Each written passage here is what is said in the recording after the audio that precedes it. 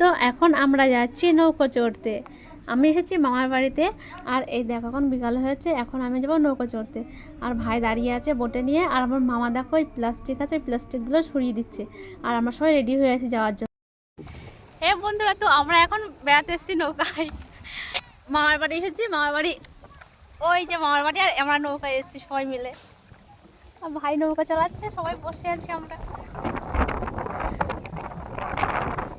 ওখান থেকে বকর বকর করছে, মামা ওখান থেকে বকর বকর করছে। আমার একটু নৌকায় বেড়াতে এসেছে, আর মামা ওই ওখান থেকে বকর বকর করছে যে আর যাস না, আর যাস না, আর যাবি না, যাবি না।